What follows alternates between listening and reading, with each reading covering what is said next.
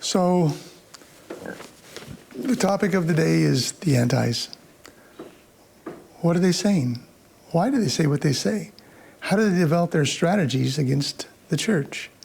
And how has that gone over the last 195 years? So a lot of interesting things. I want to read one to you. This for me is almost humorous. This was written in 1930 by Bernard DeVoto, who was an anti. And he had thoughts on the Book of Mormon. I just want to read it to you, see what you think of it. It was a yeasty fermentation, formless, aimless, and inconceivably absurd. Good start. At once a party of all American religious thought and something more than a party. A disintegration, the census of paranoid project it into a new Bible. Mormonism thus reflects perfectly its origin and its authorship. It originated among the illiterate offspring of the frontier, and it has been recruited always from the ignorant and the bankrupt. Its growth must continue to come from them, and because of that, it will fail. So Bernard had some good thoughts there.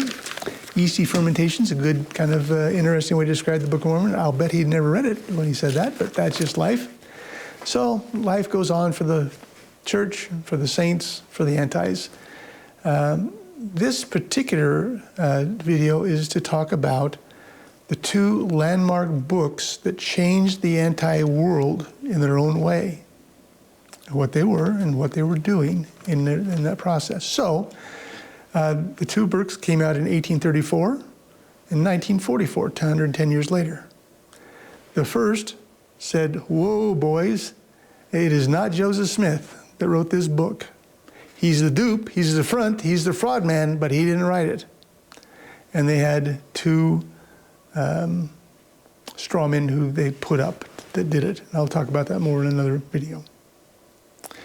But what happened was the entire body of antis, which is growing rapidly, just like the church is growing rapidly, shifted.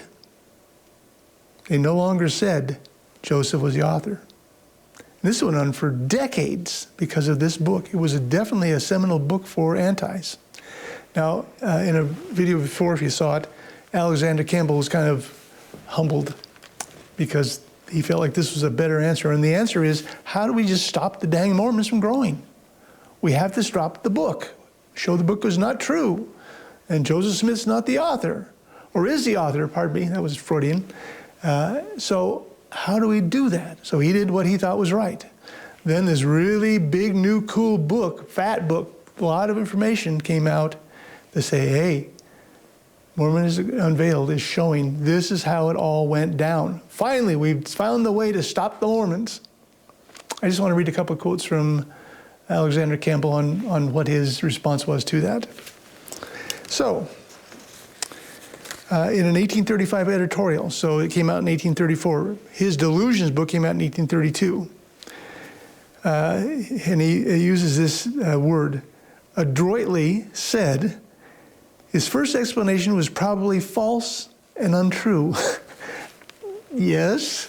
So all that oomph, all that emotion, all that energy, all the writings, putting together a book, it was false. He's saying it was false and true. I was wrong. This book is really the right way to go at it. Isn't that weird? But antis flow back and forth on things because they're just all they're trying to do. Stop the Book of Mormon being true. Stop whoever wrote it. Show they wrote it, not God giving it. If you can do that to the fundamentals of the church, it will fall and fade away. And yet today, in 2024, we're somewhere between 17 and 18 million people in the church. It ain't fading. It's getting stronger. 2 weeks ago, I went on a tour of the MTC down in Provo, Utah. I went with the MTC president and his wife, very entertaining people. And they told us as we're touring, right now, today, there are 72,000 missionaries out. By the end of the summer, there'll be about 80,000 missionaries out in the field. Now, for antis, they may not appreciate this at all. For we who are of the church, it's a pretty cool thing. Young men, young women, young 18, 19-year-olds, old people. My brother now is on a mission, as an example. they dedicate their life for a period of time and they pay for it. They aren't getting paid. And how do the antis stop that? I don't believe they ever will. It's a beautiful place down there. Spirit is just so strong, so gorgeous, but things move on. So let's see what else we can find in terms of quotes here. In 1839, Campbell definitively states, and I'm quoting now, that the Book of Mormon was not the writing of an ignorant Joe Smith, rather the cunning and learned Sidney Rigdon. Now, Sidney was friends, intimates with Alexander Campbell. He was a sub-preacher under Alexander Campbell in his church. They knew each other. But when Alexander Campbell was beating on the church early on, Sidney never came up. He knew him. He didn't say, oh, it was Sidney that did this. Only when it came out in another book, that's a better response to this situation than Joseph Smith. I'm going to go that way. So he's willing to just bend over at this point in time and say, I was all wrong. It wasn't Joe, it was Sidney. But they'll move because there's no truth in what they have. And movement's possible. When you have truth, this is truth. This is what it is. Are we a perfect church? No. Is the prophet perfect? No. But the Spirit abounds in the Mormon church. And because it abounds, it grows.